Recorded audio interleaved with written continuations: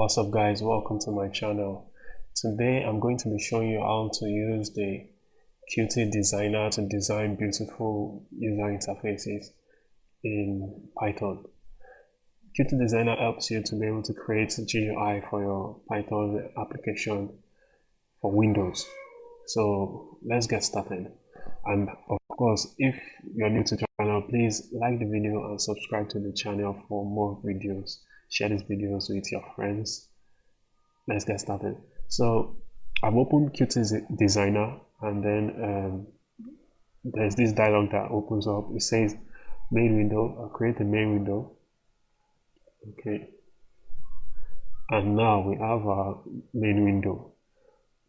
Just like your typical Windows application, in this main window you can design your GUI the way you want it to look for your application. So I'll remove this menu bar, I don't need it. We'll be creating a very simple login window for a user to be able to log into our software or our application. So first, you see there is this layout here by the left. We have vertical layout, horizontal layout, grid layout, and form layout. This just allows us to be able to arrange our widgets in a very organized manner. I'm going to choose the grid layout because it goes well with what I want. Now I will scroll down here into the display widget. I will pick the label. We have the first label. I'll create another label.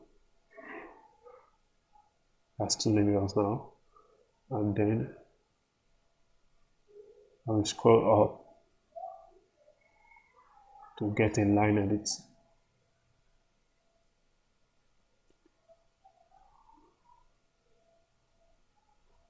And now you see, because we use the form grid layout, we are able to scale and resize our objects evenly as we like.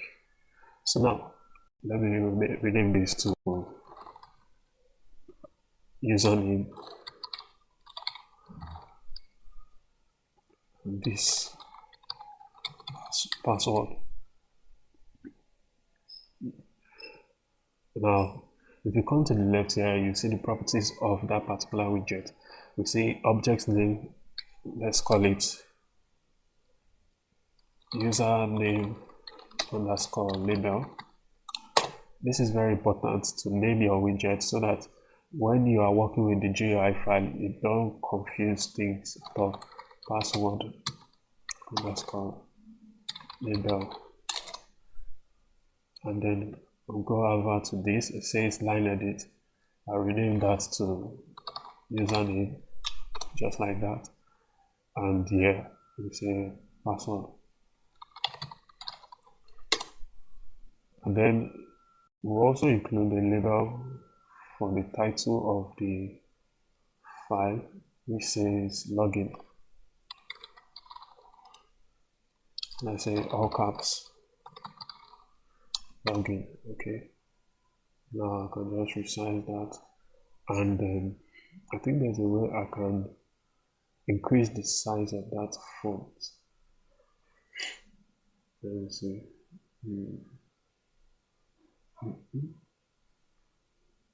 Let's try this. So okay, that is it.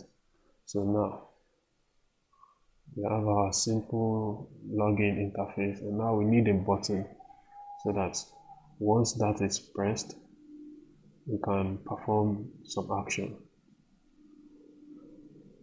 We are going to go to the button section and include the push button. Now we'll name the push button to login, and then also rename the object name as login Pt1 as button. So now we have properly organized our code.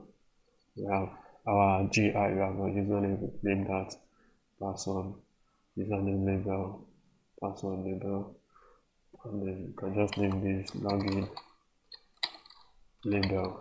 Okay, and then one button also named. So now we have to save this file as a GUI file. I want to save it in this particular folder, so I will open save as, and then just place that here, another folder, and I'll say login UI.ui as our UI file. So now our file has been saved. You can close this. Now you can see the UI file as saved in our listing. So now we need to convert this UI file into a Python file so that when we want to start writing our real functional code, we'll be able to use the GUI as a Python file. So I'll just open my command prompt. Once you open your command prompt, you have to change the directory to the current directory where this UI file is located. So I'll copy that. I'll just change directory cd and paste the directory path. Now I'm in the current directory of that UI file, login UI file. So now to convert this login UI file into a Python file, we'll just say PyUIC 5 and x, and then we will have the name of the file. We have the name of the file, which is login.ui, and then the output we'll have let's say login.py. Enter, and now you can see that our UI file has been converted into a Python code that we can run. So if I build it, let's see if it will open. Yes, so now you can see we are running our GUI file as a Python code where we can now take input and have a button. So in the next video, I'll be showing you how to make use of this GUI file and make it more functional and usable for your application. So thank you so much for watching this video. Like this video, subscribe, and share this video with your friends and your colleagues. Support this channel. I'll see you in the next video. Thank you.